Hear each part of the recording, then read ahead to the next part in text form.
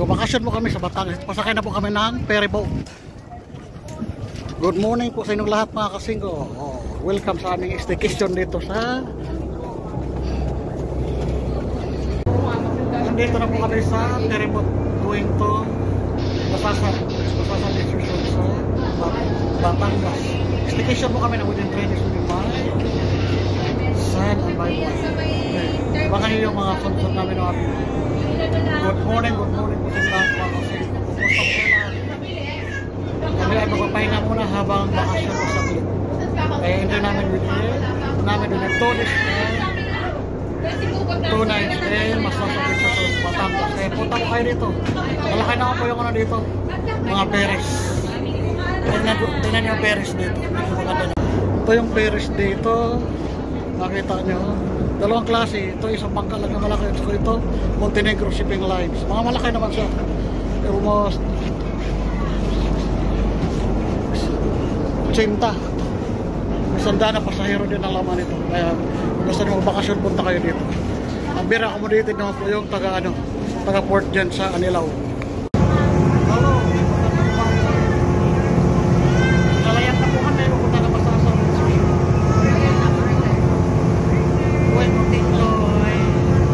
Ayan na po. Medyo malaking alon. Talagang suwak sa kalagaman.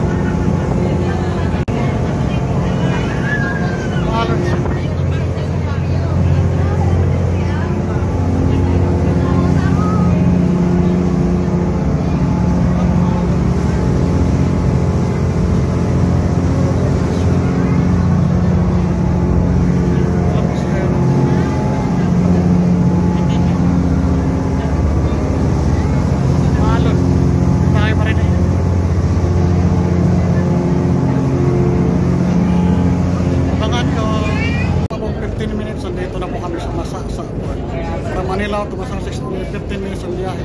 Maganda naman ang panahon. Malon pero marunong na masumayaw yung tire nila. Ayan no? Medyo maulap din ang panahon dito ngayon. Pero maganda, may araw pa rin. Ayan. Welcome here in Masasa Port. Ito, padaong na po kami. At bababa na po kayo mag-ina. Kaya abangan nyo. Prepare na po sila para pababa ang lahat. Dito na kami sa Masasa Port. Ay na po siya. Yan lang kalaki yung mga pera dito. Ayan na po. Ayan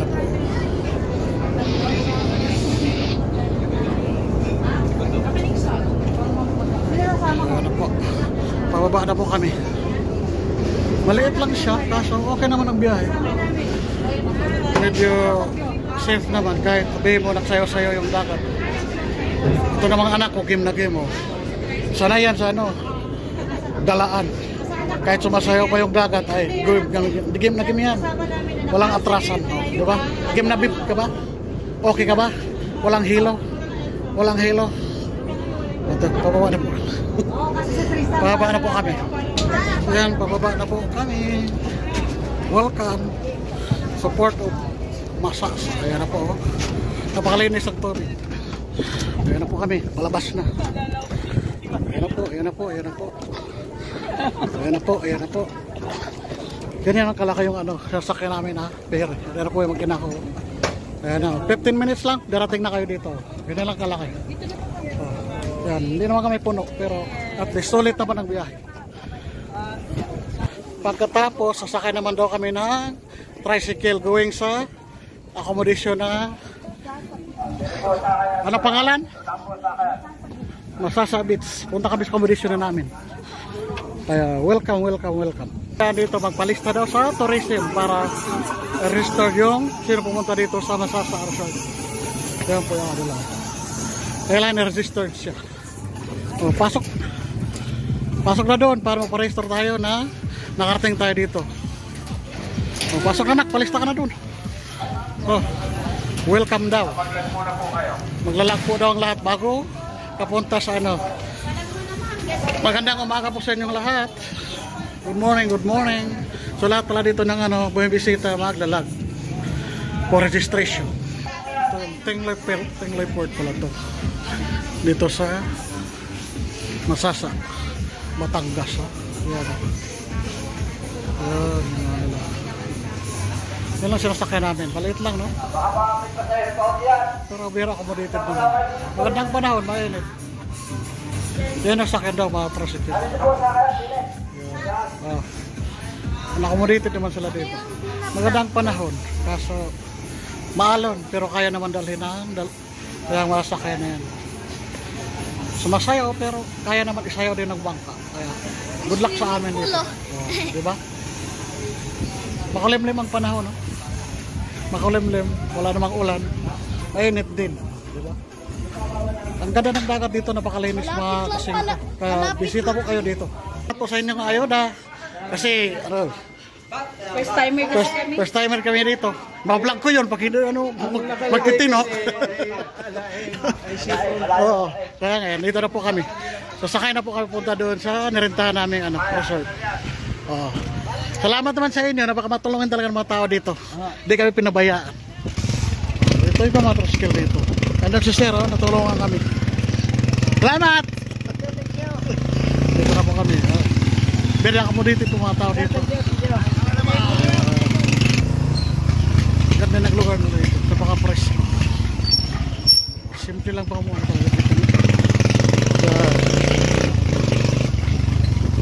Pakalinaw na.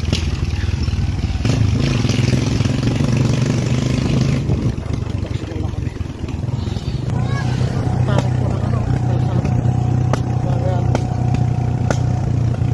Ito ang swak na makasyon.